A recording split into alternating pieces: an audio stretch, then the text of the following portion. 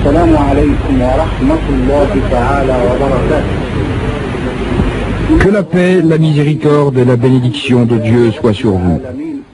Au nom de Dieu, le clément, le miséricordieux, louange à Dieu, maître des univers, prière et salut à vous, ô messagers de la providence divine, ô soleil de la guidance céleste, ô mon Seigneur Abal Qassem, ô mon prophète, que la bénédiction de Dieu soit sur vous, ô guide de l'humanité, aussi longtemps que le vent souffle et que les colombes roucoulent dans les buissons. Ô défenseur de l'islam et gardien de la foi, ô Seigneur Abal Qassem, ô prophète de Dieu, vous qui avez commandé les armées, brisant l'époque de l'ignorance et de la littérature obscurantiste, purifiant l'humanité et comblant les hommes de bonheur et de joie grâce aux lois de la charia. Vous avez atteint la perfection par votre beauté et dissipé les ténèbres par votre sagesse et vos qualités surhumaines.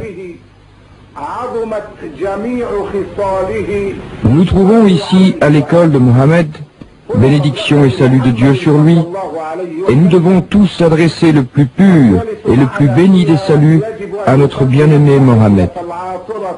Nous vous saluons, Seigneur Abal Qassem, ô prophète, que la bénédiction et le salut de Dieu soient sur vous.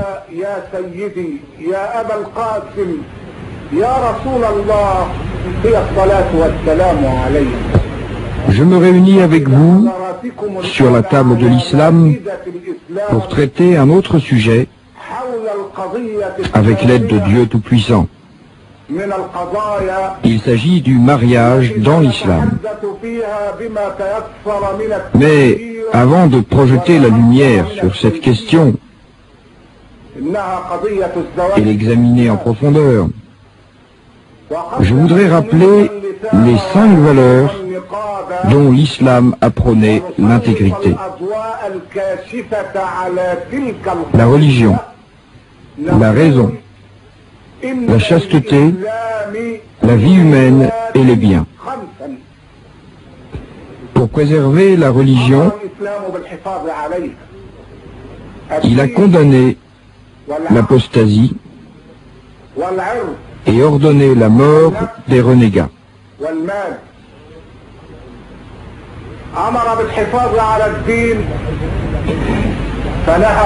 Pour préserver la raison, il a interdit les boissons enivrantes,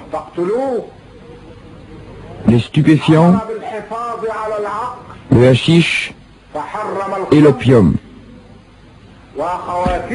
ce qui rend ivre en grande quantité est interdit en petite quantité. Pour préserver la chasteté et la vertu, il a interdit l'adultère et ses causes.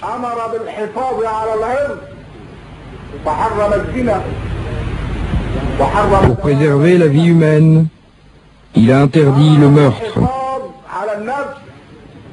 La vie humaine est une création de Dieu, et maudit soit celui qui l'a fait périr. Celui qui contribue à la mort d'un musulman, fût-ce par un demi-mot, ses yeux seront marqués par son crime au jour du jugement dernier, et il ne bénéficiera pas de la miséricorde de Dieu. Celui qui tue délibérément un croyant, sa récompense sera l'enfer pour l'éternité. Dieu l'a frappé de sa colère, l'a maudit et lui a préparé un supplice énorme. L'islam va encore plus loin en ce qui concerne le meurtre. Une femme a été vouée au feu de l'enfer. Savez-vous pourquoi? Elle n'a séquestré, ni torturé, ni emprisonné, ni pendu qui que ce soit.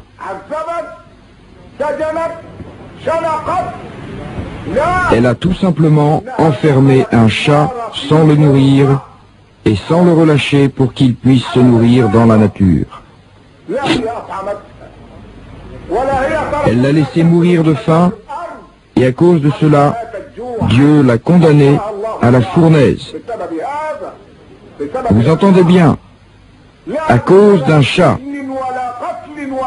Elle n'a ni emprisonné, ni tué, ni pendu qui que ce soit. Elle a simplement affamé un chat.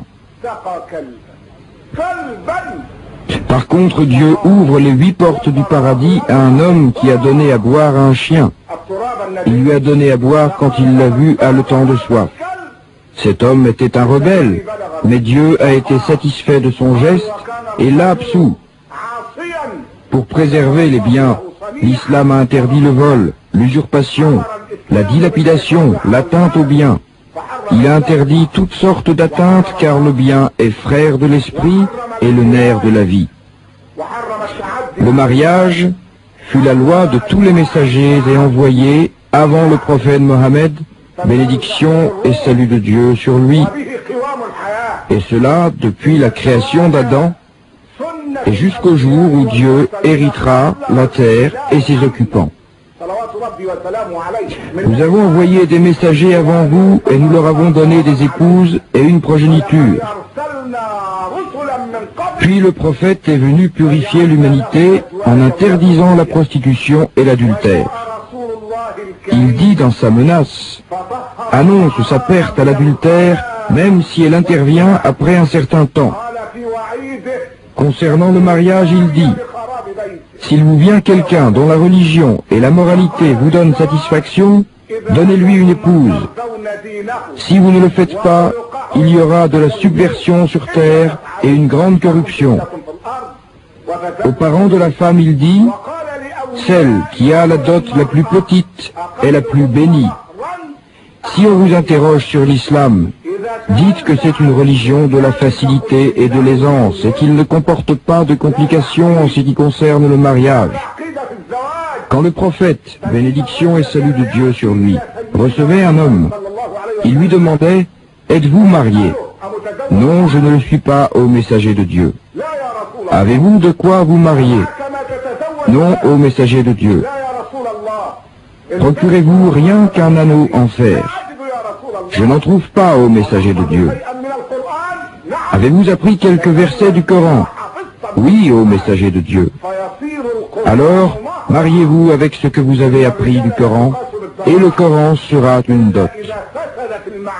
Les hommes ne se mesurent pas à leur richesse, à moins que les mesures soient altérées, les poids truqués et les valeurs dépréciées, et qu'ils deviennent néfastes, tronqués et intervertis.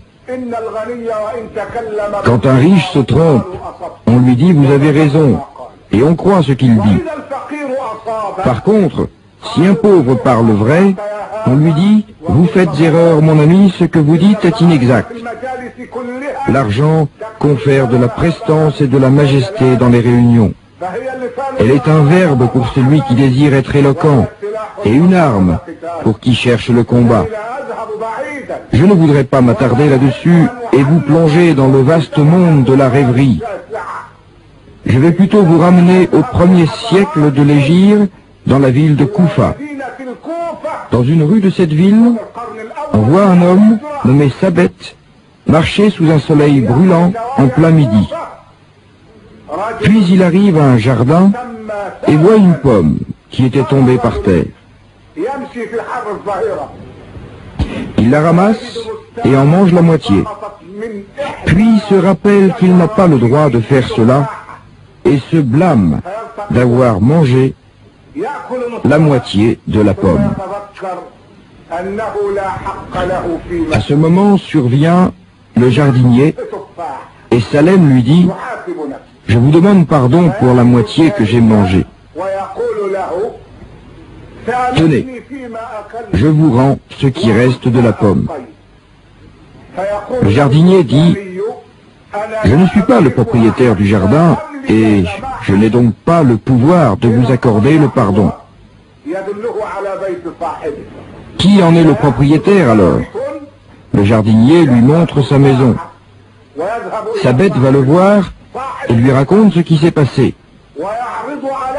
Le propriétaire dit « Je vous pardonne à une seule condition. Si vous l'acceptez, vous êtes pardonné.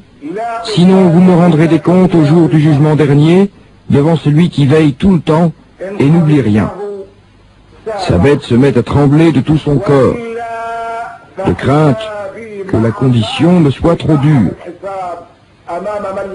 Quelle est cette condition demande-t-il.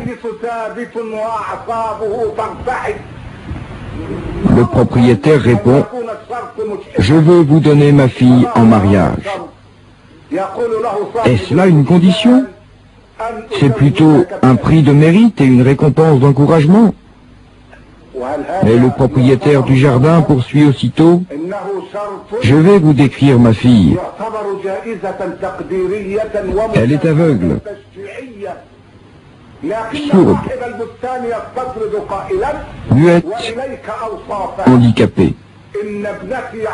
Elle ne peut ni entendre, ni voir, ni parler, ni marcher.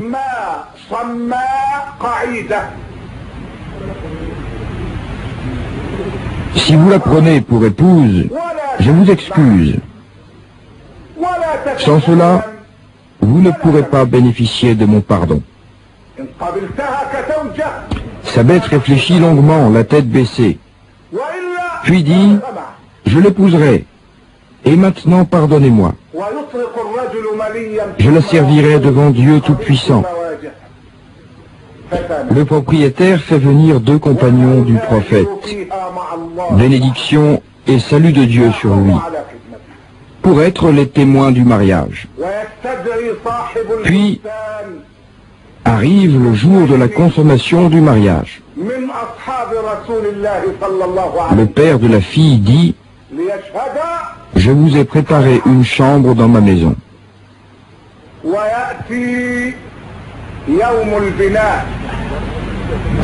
Ensuite, il introduit sa fille dans la chambre et Sabet se prépare à la consommation du mariage.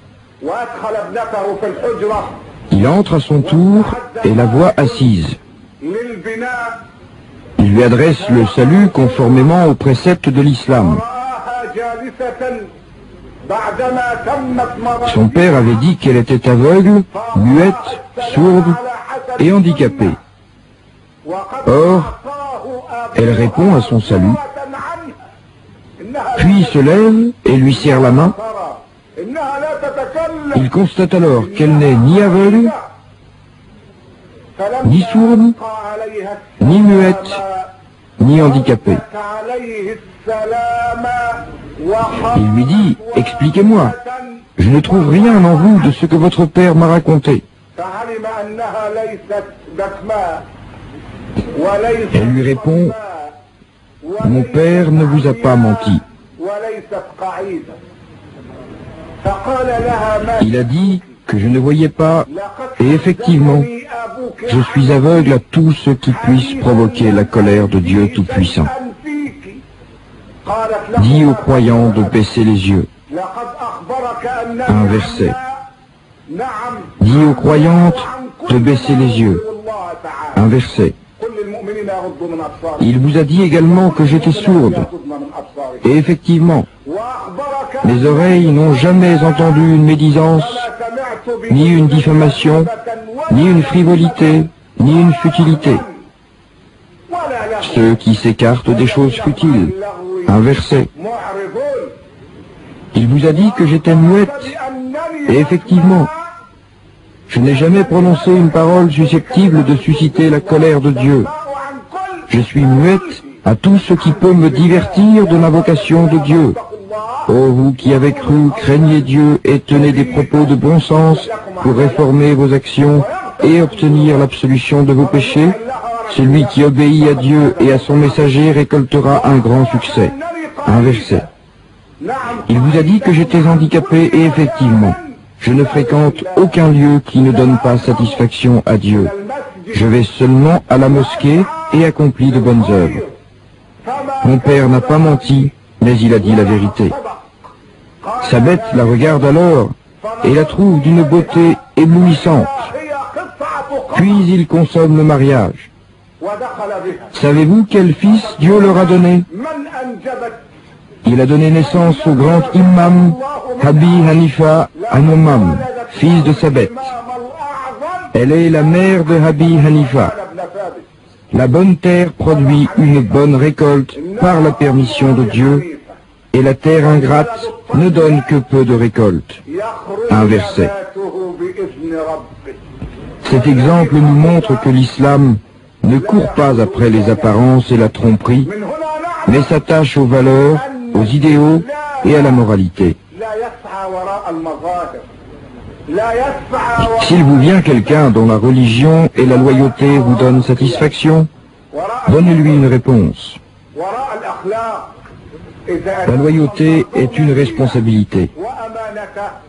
Le prophète, bénédiction et salut de Dieu sur lui, désirait le mariage à tel point qu'il considérait le fait de mettre la nourriture dans la bouche de l'épouse comme une bonne œuvre, et le fait d'avoir des rapports avec l'épouse comme une bonne œuvre.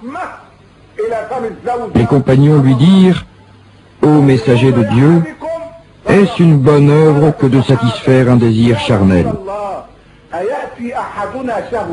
Il répondit, « Vaut-il mieux qu'il assouvisse son désir de manière interdite? Voilà où est le risque. Oui, il accomplit une bonne œuvre parce qu'il s'est montré vertueux et chaste. Les portes du paradis s'ouvrent devant la femme qui respecte les commandements de Dieu. Écoutez ce que dit le prophète, bénédiction et salut de Dieu sur lui.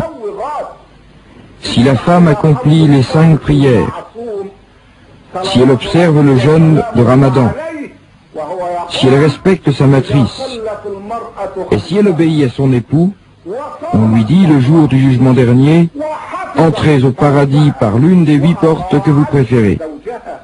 Hadith. Je répète, si elle accomplit les 5 prières, si elle observe le jeûne du Ramadan, si elle respecte sa matrice et si elle obéit à son époux.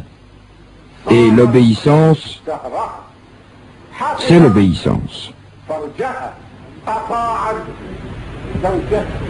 À l'époque du prophète, bénédiction et salut de Dieu sur lui, un homme part en voyage et recommande à sa femme de ne pas sortir avant son retour. Après son départ, le frère de la femme vient lui apprendre que son père est malade. Elle lui dit, « Mon époux m'a recommandé de ne pas sortir. Va voir le prophète et demande-lui de m'accorder la permission de sortir. » Le prophète lui dit, « Dites à votre sœur qu'il vaut mieux qu'elle obéisse à son époux plutôt que d'aller voir son père. » Puis celui-ci meurt, et son frère vient lui annoncer la nouvelle. Elle lui fait la même réponse. De nouveau, il va voir le prophète qui lui répète que l'obéissance à son époux est prioritaire. Peu après, l'époux rentre de voyage, et elle lui raconte ce qui s'est passé. Il va voir le prophète, bénédiction et salut de Dieu sur lui, qui lui dit, « Dites à votre femme que Dieu Tout-Puissant a absous son père par hommage pour elle, parce qu'elle vous a obéi, et aussi parce que son père l'a bien élevée et éduquée, et lui a inculqué la morale et le devoir d'obéissance à son époux. » C'est cela, chers frères, le mariage dans l'islam. La simplicité et l'aisance.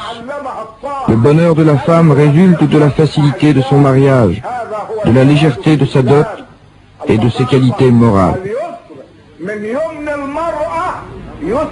Ô jeunes musulmans, mariez-vous pour ériger les édifices de la chasteté, de la pureté et de l'intégrité.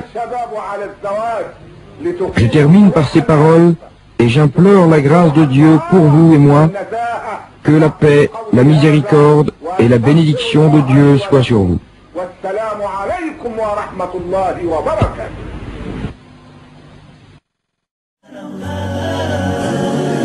لا إله إلا الله محمد رسول الله